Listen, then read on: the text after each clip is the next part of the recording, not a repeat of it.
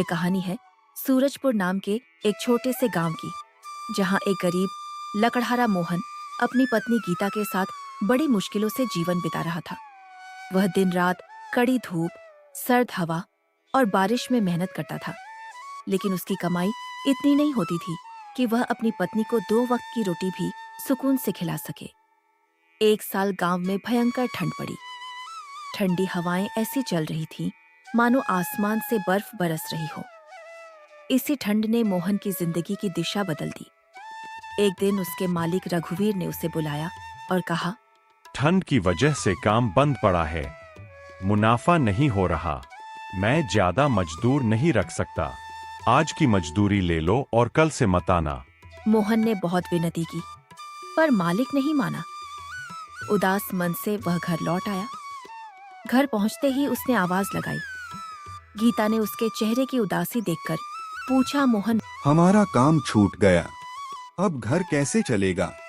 भगवान पर भरोसा रखिए, कोई न कोई रास्ता जरूर निकलेगा। अगले दिन से मोहन काम की तलाश में निकल पड़ा, पर ठंड इतनी ज्यादा थी कि हर जगह काम ठप था।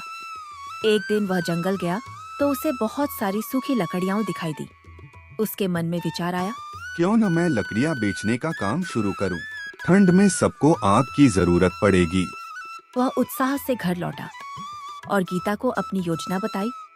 अगली सुबह वह लकड़ियां मुंह लेकर बाजार पहुंचा, लेकिन वहां उसका सामना हुआ धनी व्यापारी किशन लाल से, जिसकी पूरे बाजार में लकड़ियों की बड़ी दुकान थी। किशन लाल ने ताना मारा, तू अब मेरा मुकाबला करेगा? यहाँ सिर्फ मेरी लकड़ियाँ बिकती हैं। दिन भर मोहन खड़ा रहा, लेकिन उसकी एक भी लकड़ी नहीं बिकी। शाम को वह निराश होकर घर लौट आया। दिन बीतते गए, ठंड बढ़ती गई, गांव में लोग बीमार पड़ने लगे। एक दिन गीता भी तेज बुखार में तपने लगी। मोहन घबरा गया। उसके पास दवाई के पैसे भी नहीं थे। मजबूर होकर वह किशन लाल के पास गया। किशन लाल ने उसे आदेश दिया कि वह जंगल के बीचों बीच एक खास पेड़ की लकड़ियां रात में काट कर लाए, दिन में बाजार में उसकी दुकान संभाले। मोहन को शक हुआ, पर मजबूरी थी। जल्द ही गांव के कई और गरीब लोग भी किशन लाल के गुलाम बन गए। एक रात मोहन ने चोरी छिपे देखा कि किशन लाल अपने दोस्त रघुवीर के साथ बात कर रहा है। चालाकी से मजदूरों को निकाल दिया ताकि वे मेरी गुलामी करें, और ये चंदन की लकड़ियां शहर में दुगने दामों में बिक रही हैं।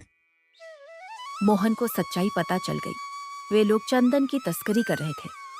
मोहन ने अपने साथियों को इकट्ठा किया और सारा सच बताया। उसने एक पत्र लिखकर अपने एक साथी को दिया और कहा, इसे गीता तक पहुंचा दो। साथी चिट्ठी लेकर गीता के पास पहुंचा। गीता ने सच जानकर पूरे गांव में खबर फैला दी। गांव वालों ने मिलकर कोतवाल को सूचना दी। जल्द ही किशन लाल और रघुवीर पकड़े गए। मोहन आजाद हुआ और भावुक होकर गीता से मिला। मैंने हर पल तुम्हें याद किया, उसने कहा। गीता मुस्कुराई। सच्चा प्रेम और सच्चाई कभी हारते नहीं। इस तरह अन्याय पर न्याय की जीत हुई। गांव के गरीब लोग आजाद हुए